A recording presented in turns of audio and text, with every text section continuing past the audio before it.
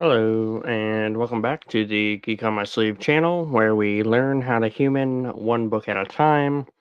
This is Geek Out number 137 over Morningwood. Everybody Loves Large Chest by uh, Neven Iliev. Sorry for completely butchering the name. link in video description below to check out his Royal Road and support him, and to get the correct spelling pronunciation of the name. Yeah, he also goes by Exterminatus on Royal Yeah, on Road. his Royal Road. Yep. Yeah, and that's something that I've noticed.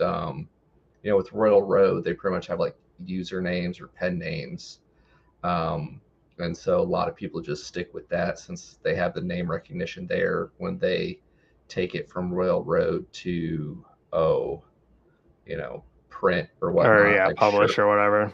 Yeah, Shirtaloon did that for He Who Fights with Monsters, which we got another book out. I don't know if you've gotten through book 8 yet, but yeah, Chef's Kiss all the way. Um, Yeah, I haven't gone through it yet. yeah, and I know we've talked about it before, but we just live an amazing time with self-publishing, and where pretty much a lot of the gatekeepers that used to be the publishers aren't as gatekeepery. That if you have a cool story idea, you can get out there and get some traction on Royal Road, and then self-publish or eventually get an all-star audio book crew like Sound Booth Theater that did this series to bring your dreams to life. And Yeah, there's a lot of yeah, options, and internet's pretty vast. I think the different pen name bit also has to do with testing different markets. So, like, if you sure, are, say, sure, Brandon Sanderson and you're trying something new, or kind of like what he did, he's like, oh, hey, I apologize over all this downtime. I actually wrote 4 new books. right, right, But yeah, he's big in the other side of it where he has alpha readers, beta readers, and a bunch oh, of everybody. he also has a full staff. But when you sell as many books as he does, you can afford to. Um, Even by working with a big publisher that takes a heartier cut than going the self-publishing route. Though I guess he even has his own publishing group now. Anyway, back on to Everybody Loves Large Chests. Um, First and foremost, thanks to everybody who's been patient with us. End of 2022 was a bit hectic. We have big plans for 2023. If you're new to our Geek Outs, spoilers ahead. If you are new to Everybody Loves Large Chests, um, graphic maturity warning, spoiler warning, all the warnings. Um, if you still Her want to hang out with content us, warning is for gore, violence, and explicit sexual scenes. yeah, But here on YouTube, we will be keeping it as PG as possible. yes. I We might slip into that 13 range, but okay. I was trying to think of the best way to kind of like describe it or warn people about it, and I pretty much like the 7 deadly sins. I'm pretty sure we hit them all in this series in each book, right? Okay. Okay. And Or and gluttony, envy, oh, wrath. I don't know. Anyway, yeah. testing you there. I've I keep wanting to say Meliodas, but that's because of the TV series. That's no. Anyway. Uh, Lust, gluttony, Yeah. greed, sloth, wrath, envy, and pride. Yeah. Yep, yep. Good old Google. Um, but yeah, so spoiler-free synopsis of the book. Pretty much, well, relatively spoiler-free. So pretty much, for me, this very much had kind of like a D&D slash old school Dragonlance vibe, and you follow the main character, which is a mimic. And the author does a pretty good job about kind of taking us through this journey where the mimic gains sentience, and you really come to appreciate the fact that um, the mimic doesn't think like a human, right? And we get to see that. And even through the narration, the author talks about like later on how, he thinks about things in the form of like medicine, but he didn't think about it as medicine. He thinks about it as, this, or like everything is either tasty or not tasty. And um, yeah, it's a fun journey. We're suckers for books that have unique perspectives on things, and this is definitely it. We deal a lot with demons, we deal a lot with, other monsters, and yeah, what I miss. Or so also, if you've been with us or you've checked out the God King's Legacy, it kind of reminded me of that, where for us it's more of a whimsical book in a sense that it's Mhm. not super hardcore. It does get pretty intense as it progresses, but it's a little more palate cleanser. It's not 100% lit RPG, but I guess that with all the stats, it doesn't really help my case. Mhm. Um, yeah, so kind of more lighthearted, following a mimic. So there's a variation of viewpoints, and then I am horrible about it, but with the narration as a tool, I think it's almost like omnipresence, but not really, because typically you follow the new adventurer, and because he's new, everybody's directly explaining things to him. But that doesn't really work when, or sorry, I guess getting into the spoiler filled content Yes. now. Um, There. when Go ahead. or just the way the perspective works, where the main character is a mimic, but we also get to see other adventuring parties that are coming by or they're doing stuff, and we're able to see more into the world. I guess the narration, it's not so much of a spoiler or giving us information that we wouldn't know. It's more the mimic is part of this world, so it's more intuitive. But us as readers, the narrator is able to use it as a literary device to explain it for the context of the world. Yeah. Um, I really enjoyed, um, once we got the succubus companion, how he handled those couple chapters there, right? Because even though like we're omnipresent, um, we were kind of left in the dark as after. He does it a couple times where there's like, due to his omnipresence, he tries to pull a fast one multiple times. Mhm. Once our main mimic gets, leaves the dungeon and gets a little bit more sentience or, free will, um, he then he fakes us out where he's like, "Oh, this mimic is so scared. Oh, it got killed." And we're just Yes. continuing the dialogue, and we're like, "Okay, so that's not the main character. That guy just died, but this other chick just died. Like, who's gonna live? Mhm. What's going on here?" Right. And Right. No, then it turns out it wasn't actually him. So he pulled one over there. And then same yep. thing when we got the demon, he kind of kept us in the dark where we were seeing it from the adventurers party, but little did we know that the oh, I can't remember her name. Zero? No. Mhm. Snack. Yeah, yeah. That eventually Snack is one of the members, and that's how they end up faking his death. Right. Yeah. It was well done. And other quick disclaimer, in the past we tried not to read too far ahead.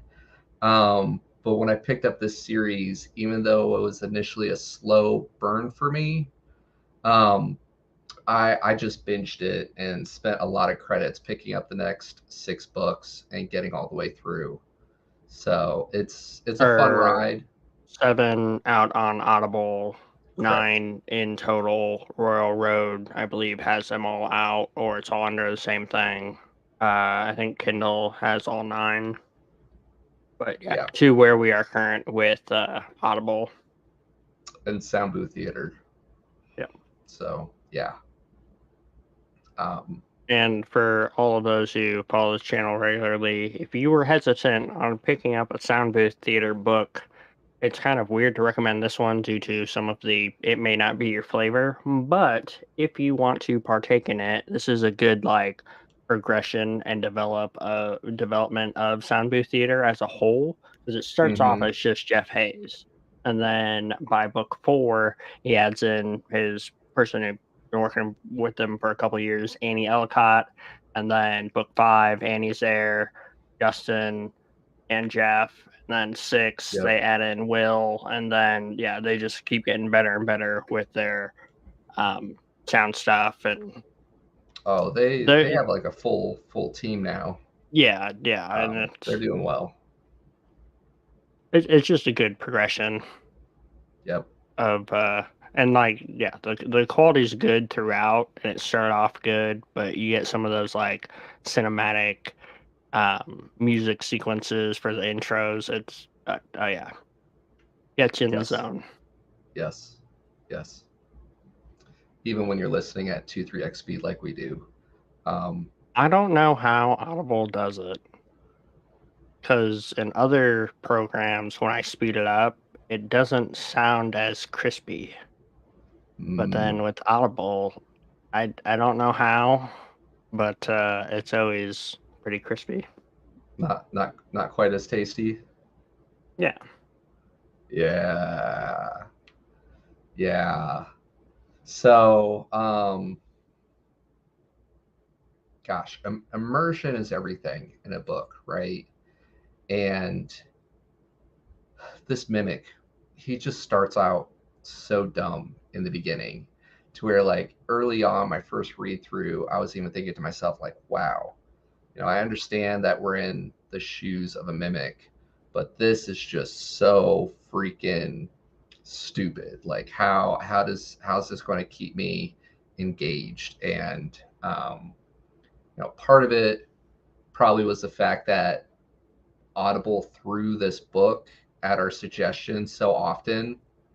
Um, like I've been seeing this book probably for years now, so I'm like, okay, it's got to have something behind it with the hype.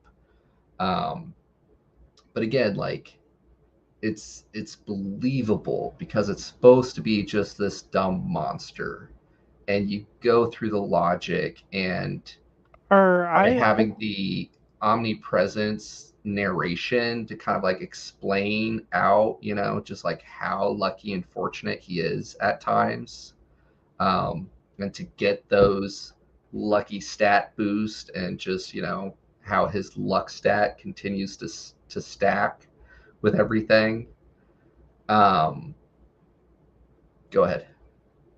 or I was about to say something, but it might have been I believe it's in another book, so we're not there yet. But yeah, yeah, I think it's a good basis for understanding where his development goes, because Hmm. that's the whole like we can't understand alien concepts because we don't know their perspective of where they're coming from.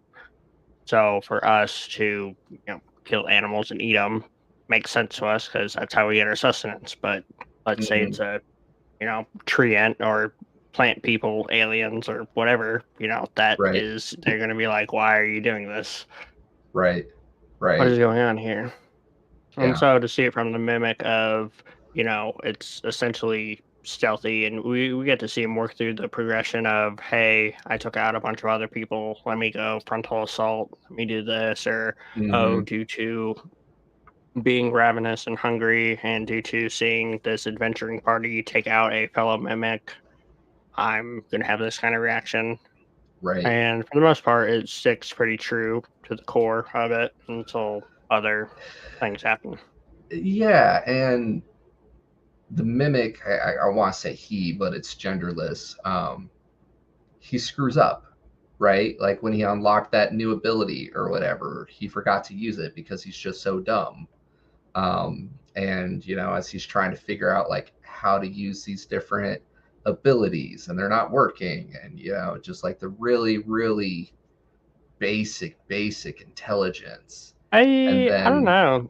I thought it was a clever way of engrossing us in the world. It's kind of like I don't mind the omnipresence as much, where normally I'm mhm, just like that doesn't make any sense. Like how do we know? Like why is this information being given to me? But for here, it was more of like maybe it was my inner stats nerd geeking out, where I was like, oh yeah, mm, mhm, how do you navigate that menu? right, yeah. And gosh, again, trying not to ruin anything from earlier Or or from later the books, book but one rapid fire progression of events is we are level 1 mimic, get a kill. That's chapter 1. We level up too high to where the ambient mana isn't able to sustain us. We leave the dungeon. We now mhm, get our sense of freedom, realize how much the dungeon had been controlling us, go mhm, back in because, there's food that walked past us the other way, get to see our friend killed, murder them, then we leave for real, or I think we do a couple stats upgrade saying, and we leave for right, real, um, just to I think that's when we get our succubus. We take out quite a few adventuring party, or no, we get trapped in the dungeon. yes, like killed Um, almost or over 40 people at that point, and they basically yeah, just block it out. I forget there's a technical term that they do for it, but they're or basically trying to starve it out, yeah, right? because the ambient mana won't support it, and it can't eat Hmm. its fellow minions because they dissipate into magic or ether. Hmm. There are a couple cool foreshadowing points there, talking about Hmm. I think it was like some divine whatever that had some crazy high level beast. But besides the point, anyway. So we break out, level up a bunch, get our warlock ability, and then that's when we have oh, I, succubus. I can't remember her actual name, but Snack, It's who it's forever snack. yeah, who joins the adventuring party, and then we end up taking out one of the parties, even though it was a bigger group, faking our death, getting away with it. Then we go back into the dungeon, defeat the dungeon boss, or the dungeon boss, and then get our additional familiar and have a Arms. fighting retreat through this sentient dungeon. That Um, was that. Let me stop you right there. That was kind of refreshing because I was not really worried, but like we've done a lot of dungeon core books, right? So like that point, I'm like, okay, like, is this going to be another dungeon core books? Are we going to take over this dungeon and like that's going to be the story? But instead, you know, we're sticking to our base mimic values and who's shiny. yeah, And yeah, just there's like a scene there when pure he chaos. he first gets his hands on some gold coins. And for Oh those of you who yes, know, treasure chests need some booty, need some gold coins. So yes, yes, and I've vented about it before that like I hate it when things just happen because of plot or like they build out the story and it's like okay this just works because the author wants it to work. um Demons are just that, they're demonic, right? They have their own wishes, and we learn early on that Snack, pretty much like demons, they form these contracts just out of pure boredom, to get out there with the hopes of killing their summoner and taking over. And we see a bit of that early on, but through her own perversions, she kind of develops a bit of feelings, and we get to see that develop with our mimic friend, and Or then just like how he's not human and his own motivations, you know, line up a little bit more with hers, and just like later on when she wants to have some fun with oh, the humans or whatever, the mimic scolds her for lying, but not for wanting to fulfill her own urges and quote unquote yeah, to needing them. feed. Yeah. Yeah, because he can relate to that, and it was just kind of like, oh hey, yeah, like this makes sense.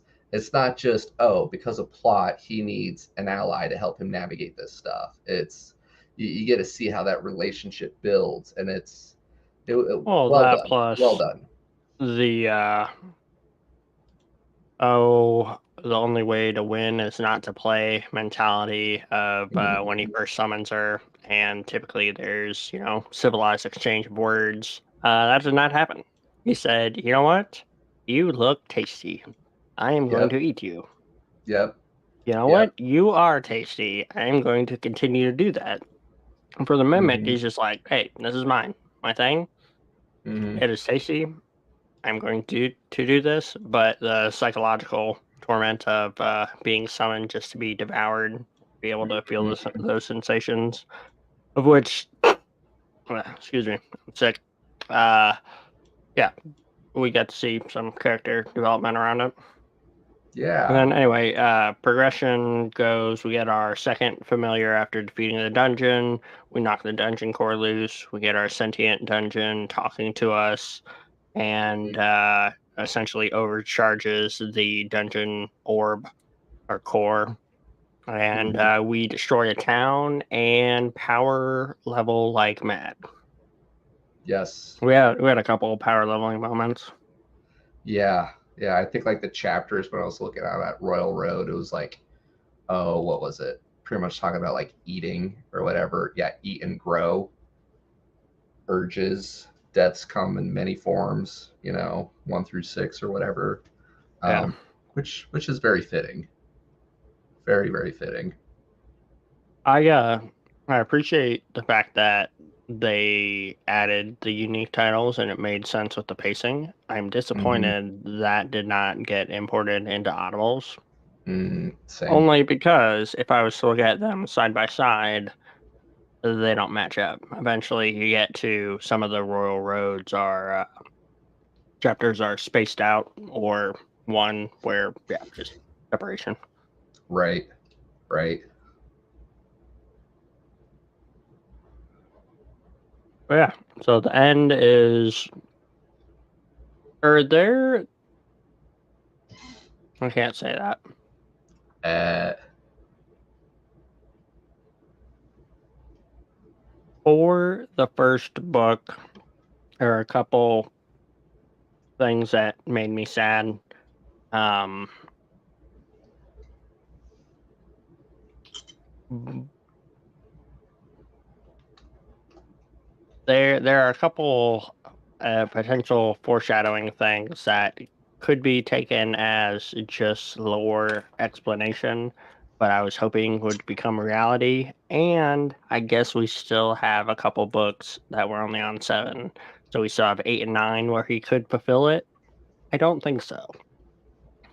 do you know Uh, if 9 is the end of the series or just how yeah, far he's gotten? yeah. The series is Oh, done. okay. He's on to other series, Okay. Okay. or at least as far. Yeah, yeah. I'm 90% sure. As far as Royal Road commentary goes, Boxy or whoops. Or yeah. Yeah, we learned that. Yeah, Boxy T Morningwood is has concluded his journey. Yeah. Yeah. I'm ready for to listen to books 8 and 9. Um, Knowing how popular Sound Booth Theater is, though, they're probably just crazy busy with all their other projects. Oh, they've Um, been putting them out at a pretty good pace, I wanna say. yeah, it helps that they've expanded their cast. Um, I need to go AFK for a few minutes. You good? Alrighty. But yeah, so that was the high level with some detours breakdown. And yeah, it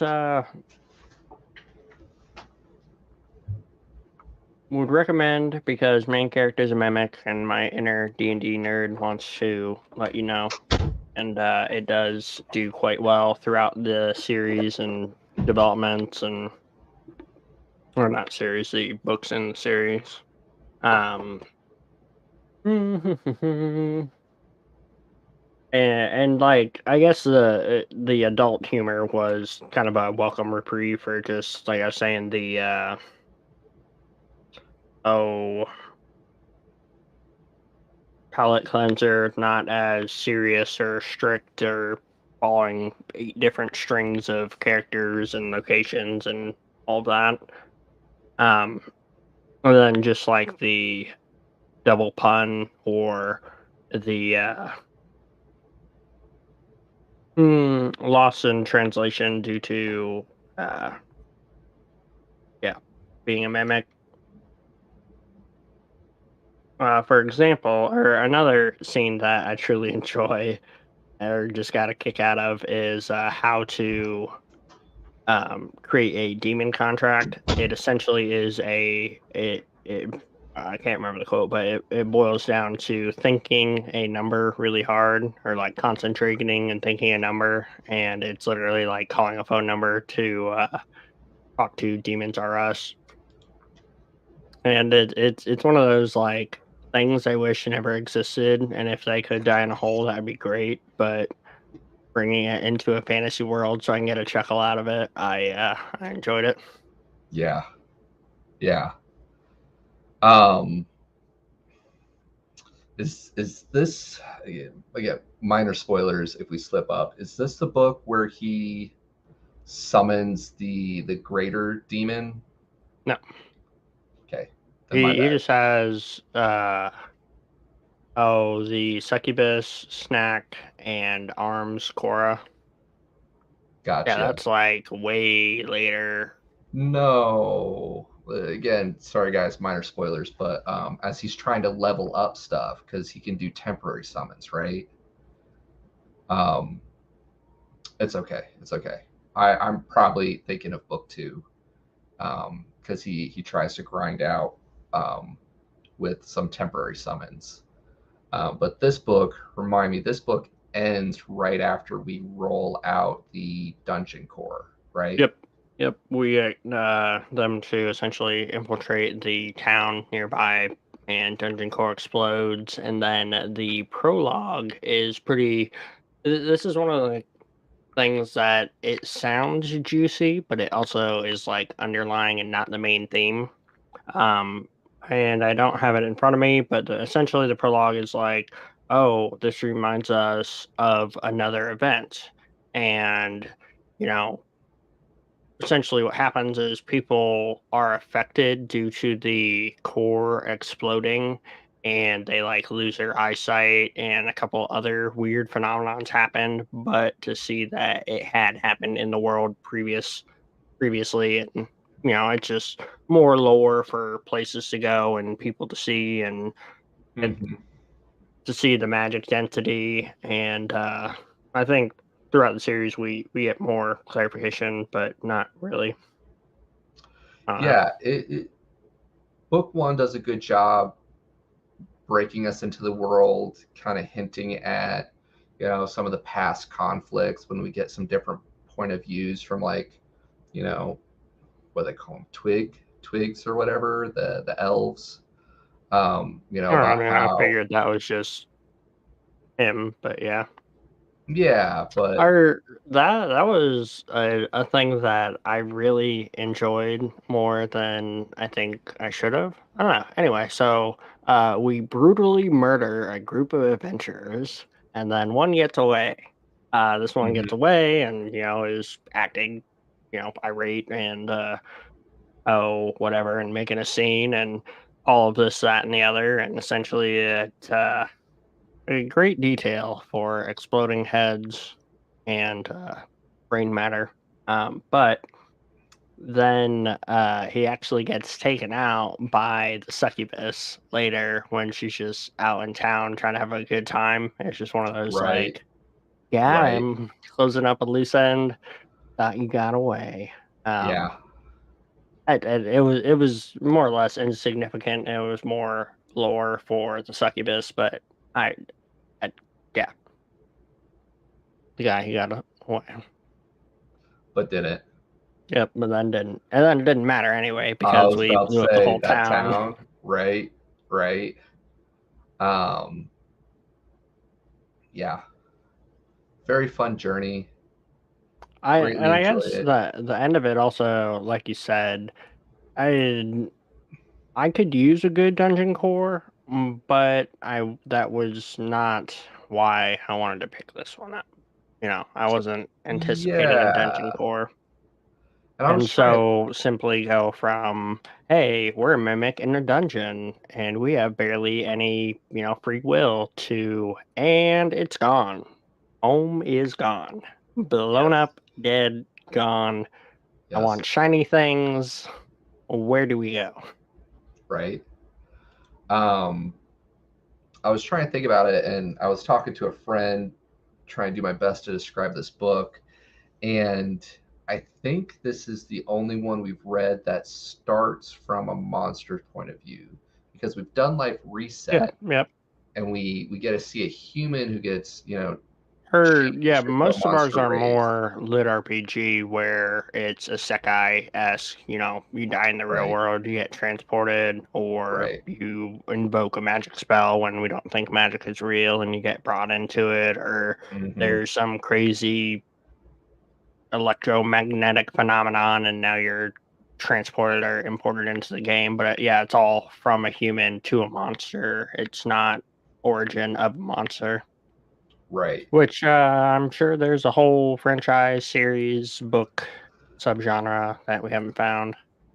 It was fun though, and I would think it wouldn't be easy to write because The it's omnipresence is kind of a must, instead of Mhm. them saying, like, "Yep, yep." Oh, the first couple chapters would have been so dull if it was just in the mimic's narration, because like he more or less lucked into some intelligence stats and becoming sentient. Um, yeah.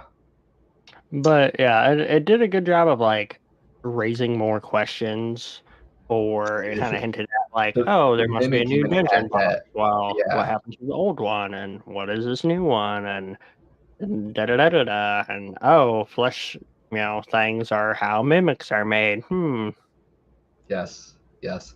The mimic even quoted that after like one of his rank ups is like, why are there more questions than answers, or why whenever I get answers there are just more questions, yeah, yeah. et cetera, et cetera. Um, so yeah, yeah. Um, what did you think of the combat in this book? Because it was pretty combat heavy, What? right? Was it? Yeah, like the first couple chapters are all just him slaying people in the dungeon, and then we had that boss fight, The and boss then fight was tasty. uh, and I then guess I Zoe's was, like, Zoe's even playing with though the snacks, beginning so was combat, it wasn't like, I don't know, I enjoyed it as a developing more of the main character, but it mhm, seemed, I don't know, it's early levels. It wasn't as intense as the later books yet, or as intense as the, oh, battle with the final boss. Final boss battle, yes, good stuff. Thoroughly enjoyed. The Ting Tang want a wiping bag. I guess the beginning chapters irked me because we got all this lore of this adventure, and how she's a necromancer and she's got this beast thing and this, that, and the other. And then we forget to use our ability, and she didn't do anything. And I appreciate him being true to what he is making here, and we get some adult material slightly, but um, I Cadaver I absorption. was almost hoping that she would summon her horde of zombies or do something, because we Mm, got all this lore of, necromancers versus necromancers and beast tamers and beast tamers. And then right. she's gone. Yeah. It fit in with the fake out methodology, but it wasn't so much for the combat. It was good developmentally, but we learned how to assassinate, and yeah. How else So is a I mimic okay, one I to guess get by? like by the time we got to outside of the dungeon and we got to like the Janther or whatever. Mm-hmm. Yeah, and he's like analyzing the battle, and he's able to Yeah. stealth kill. Okay, okay. There was quite a lot of battle. I was about to say, if you include the minor little skirmishes and when he's interacting with Snack or just I, eating and feeding, like it seemed like almost every other chapter there was some minor combat, not like full scale that you like, but or yeah, yeah. yeah. There was a lot of combat. It does progressively get better. Off scene is the best, Well, I and mean, you gotta level up, you gotta rank up, right? yeah, yeah. Yeah.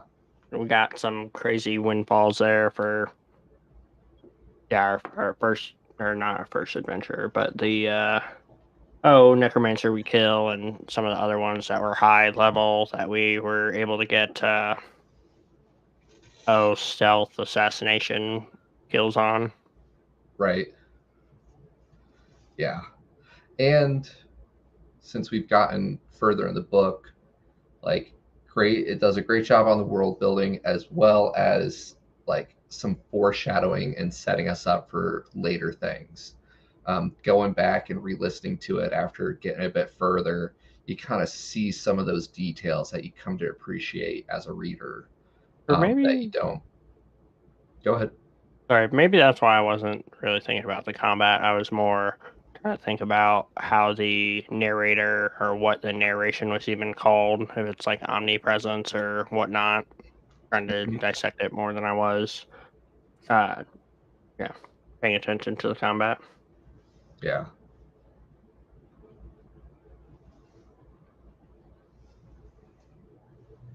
Yeah.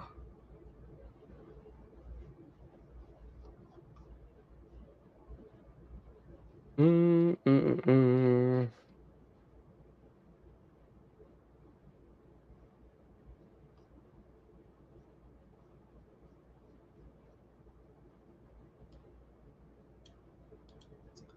I keep wanting to start talking more about later books, because like it does just keep building. Um, The ending was enough of a incentive to want more, because we got massive power ups. mhm, As well as it's gone. So where right. we're going to go, I was intrigued, because I was like, okay, we've built the persona of I am a mimic. I am a treasure chest. I enjoy Mhm, shiny things and then mhm, tasty things. I want more of these things. mhm. So how are we going to get them? And we're slowly like, hey, more people are coming through, this, that, and the other. And now we're on the road again. And good luck, Fox, being on the road. I just, Did I don't know. did it go the direction you thought it would? No, no, Because I wasn't really sure, because at the beginning he kept faking me out, because he was mhm, like, "Oh, this other mimic died horribly," and I was like, "Okay, that's not the main character. You know what's going on?" And then I was like, "Oh right, no, we're being attacked by this giant, a 20-man raiding party to take out this thing." Like, we're hosed, like he's gonna shift main characters, or this was just Mm-hmm. a prologue intro to the world, or it was Mm-hmm. all a dream or some other thing, which didn't actually happen. But yeah, he kept throwing me for a twist at the beginning. I found that refreshing because anymore I feel like by the time like Or we're perfectly fine with spoilers, but I feel like more often than not by the time we get to a book we have a pretty good idea of what's going down. And for this, I mean, you look at the cover, you think that Snack's the main character, right? or um that's not snack. what are you talking about on the cover? Yep. My understanding is that's not snack. That is one of the adventuring parties that comes through that gives him his warlock abilities. I gotta go look at the cover now. Or the only Because reason I'm I say pretty sure that is based off because of the there was descriptions it's a Snack. thing on Royal Road where it was like, "Oh, Mm, hey, I've got fan art of blah blah blah blah blah," and then it was saying that this was who got eaten right at the beginning, and then if you zoom in or you look at the archway where the dungeon entrance is, you can see the other adventurers in the party.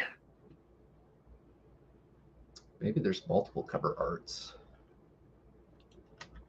I don't know. Anyway, yeah, I deduct points for the cover art not actually happening, but then it also makes a lot of sense for the world we end up transposed into, for it not being a lit RPG or a Sekai, and it being we're in a world of magic of which has mimics. Yeah.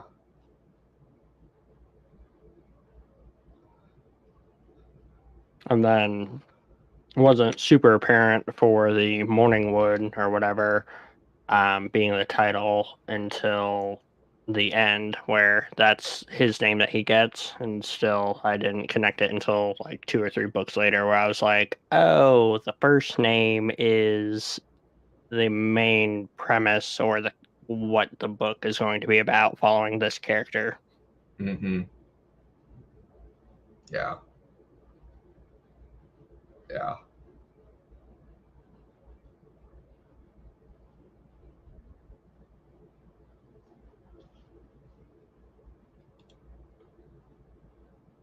But yeah, if it's for free on Royal Road. Started off as a web fiction. If yeah, doesn't cost you guys anything to enjoy it. Would still recommend supporting the author. And like I said, this is a great developmental sound booth theater, going from single narrator to a handful of narrators to I forget the name of their audio engineer, but tasty music scenes Mm-hmm. Yeah. as well as just sound effects. Yep. Yep. But not for the faint of heart. Or yeah, book one is still pretty mellow. I think it's not com- com- until compared to the later ones. But yes. Yes.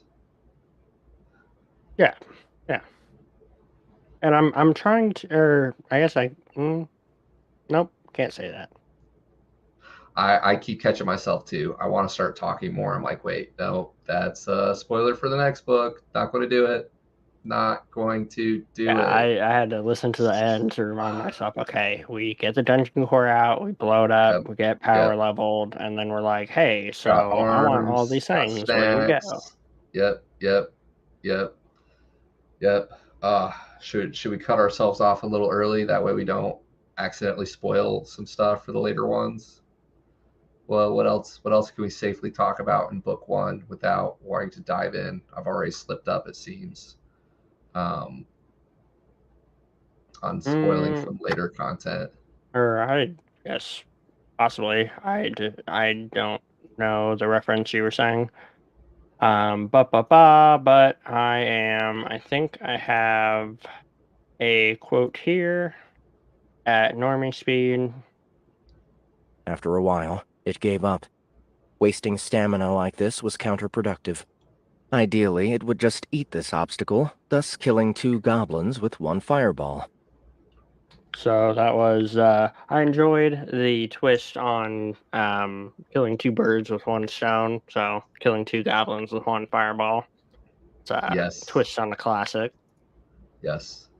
It was enjoyable. Blah blah blah. And this is kind of a decent quote, but also drives home the perspective of being a mimic. It was a dilemma, one that would stump most people. Should they try to gain power now, or put it off so they could stack the odds in their favor? While aiming for a better chance was attractive, it might still turn out to be a colossal waste of time. Not to mention that whether they lived long enough to take advantage of that time investment was another question entirely. It was difficult to find the right answer, and every person would have their own opinion on the matter. Well, the one who was making this decision wasn't really a person.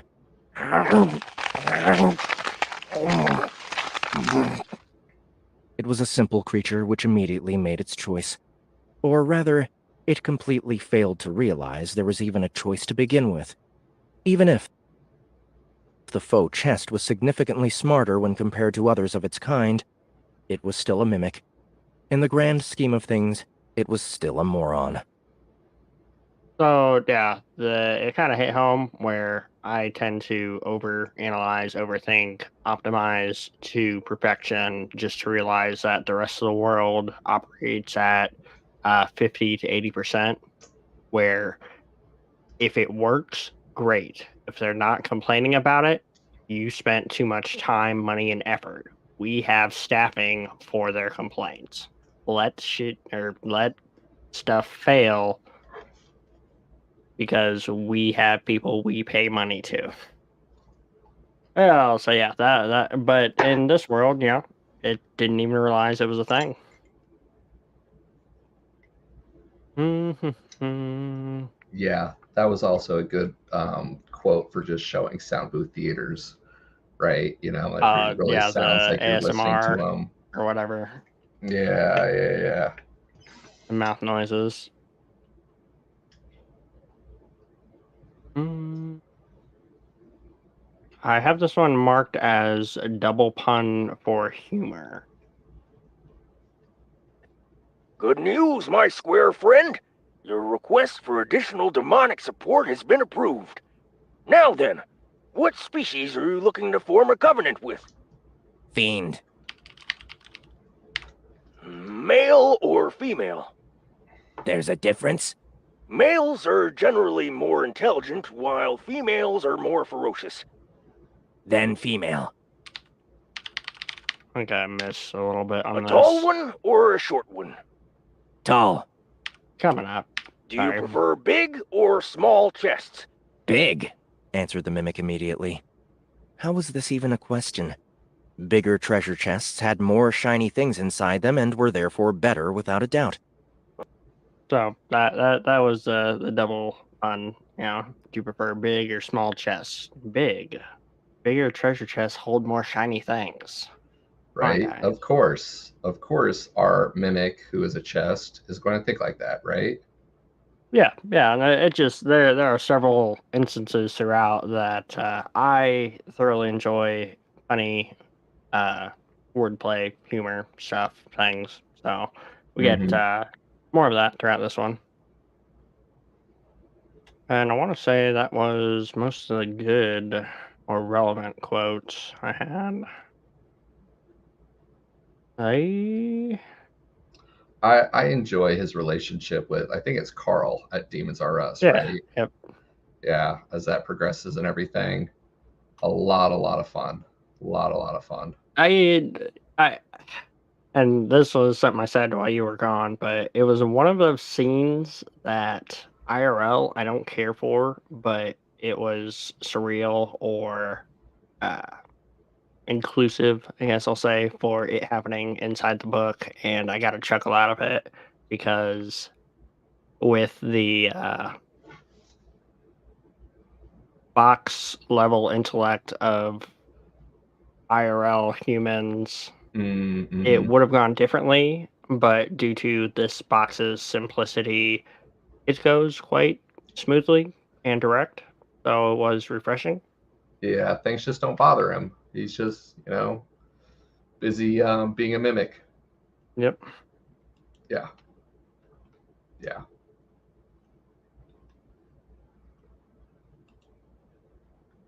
Yeah, those were. I had another marker, but I didn't put a note. What are you? In a world where quality was significantly more Oh, important than quantity, it was vital to focus one's training and become a specialist. Jack of all adventurers were, quite simply put, useless past level 50. A deep pond was many times more dangerous than a knee-deep ocean, after all. a knee-deep pond was. Yeah. Anyway. That was an occupation that relied on completely different skills. Oh, sure. Ultimately, Anyway, it was another spin on a master of one. Oh, I can't remember the quote now. Brain fart.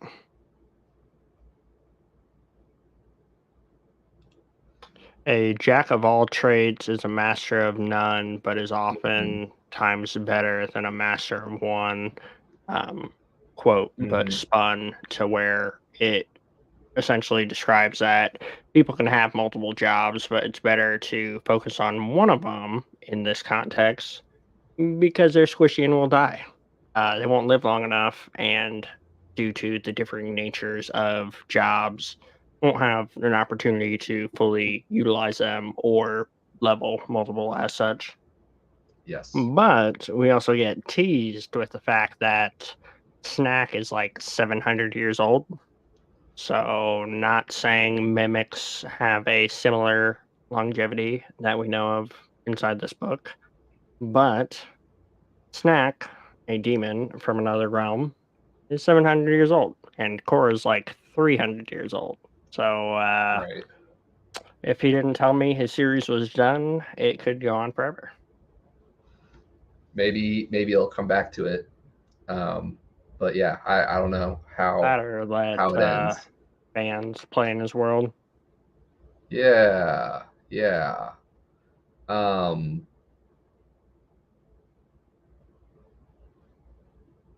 yeah. Yeah. I was about to say something else again, but again, I caught myself. Don't want to spoil that for the later books. Um, all in all, It definitely kept me, like you said, you binged it. I binged it. Yeah, it kept enough interesting stuff happening. Yeah. it was well played. Definitely want to keep geeking out on it. If you guys pick it up, want to join us for the later streams, we would welcome it. Always good to geek out with our friends. Um, Hoping to keep to relatively good schedule this year for 2023. I don't Yeah. think we've decided what we're doing next. Have we? Or no. We haven't settled on what is next. Probably rotating back to Wednesday Okay. instead of Sunday. Which means not this Wednesday, because that's a little tight. Next Wednesday we'll So a probably week be and a back half. to insert Wednesday here. What that means is follow us on social media or join our Uh, Discord. right. Because yeah, I don't have anything together unless we have a suggestion, which is I don't know. I guess I have a lot that I would like to do, but Same. Same. It's just a I don't challenge know what of it is. So which ones to go for. So yeah. yep. Yeah, yeah, So yeah. not this Wednesday, but next Wednesday we'll be back. We do have that community tab thing unlocked that we have not been utilizing, which means if you're currently here, then that would make sense. Yeah. Otherwise, it's safe bet is Discord. Yeah.